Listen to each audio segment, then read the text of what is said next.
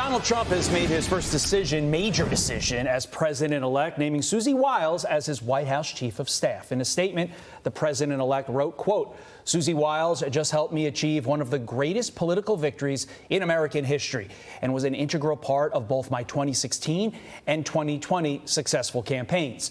Susie is tough, smart, innovative, and is universally admired and respected.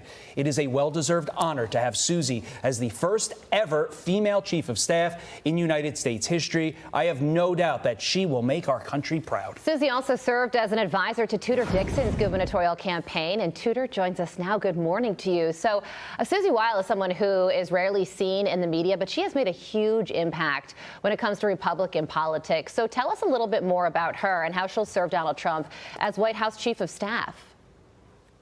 Well, she's rarely seen because she has no ego. She is an amazing woman. She is a perfect combination of talent and toughness. She does not let any shenanigans go on around her, but she also understands how to take care of her boss. She doesn't try to control him. She was the originator of let Trump be Trump, and that was the most effective strategy she could possibly have. She did not shy away from long-form interviews. She didn't shy away from the McDonald's experience, the garbage man experience. She knew that Trump had this innate way of meeting people where they are and reaching people, and she embraced that. But she also doesn't let people do anything around him.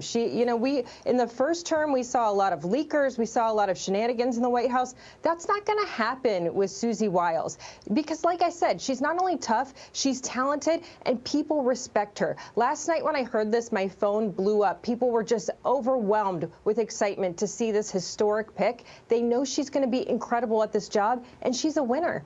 Are you concerned in any way about her lack of time in D.C.? Admittedly, she did spend some time in D.C., but it was 1979, 1980, and obviously she's been back and handling stuff in the political world.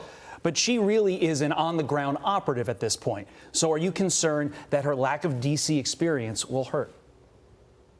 What a blessing to not have some experience with the people in the swamp trying to bend your ear. She's going to go in there and they're afraid of her. That's the best part about this. This is a woman who just ran a Fortune 500 company overnight, and she was incredibly successful at it. This is the best case scenario for the United States of America. We don't want someone going in there that has already made deals with people, that has loyalties to people. Susie Wiles is going in there for the American people, and that's the most exciting news I could ever possibly hear about this administration. Yeah, you know, it will be very interesting to see Donald Trump fill out his cabinet and who he selects for these key positions.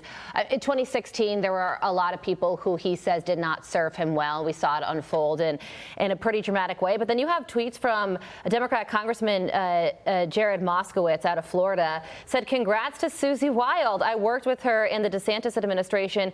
She is brilliant, tough, strategic. She will serve our country well." That's coming from a Democrat. So with selections like this, does it indicate that there will be less drama when it comes to staffing around Donald Trump during his next administration?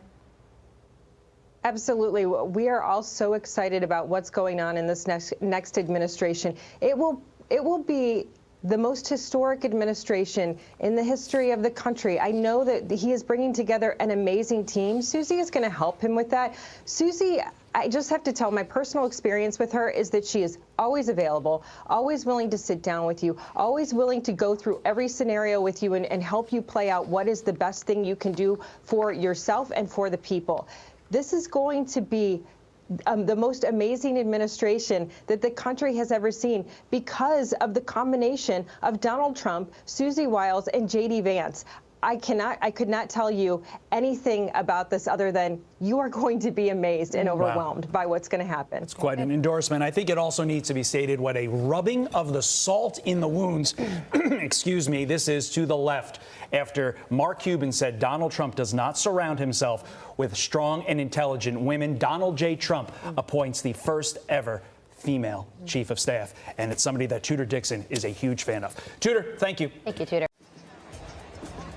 I am still processing it. It has been extremely disheartening, to be quite honest. I'm just so proud of our vice president and the campaign that she's run. We've all worked very hard.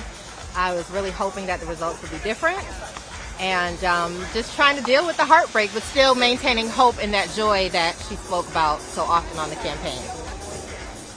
A lot of crying. I haven't slept much. A lot of thoughts going through my mind. But the one thing that's been persistent and consistent is the fact that I got invited back here to hear her speech.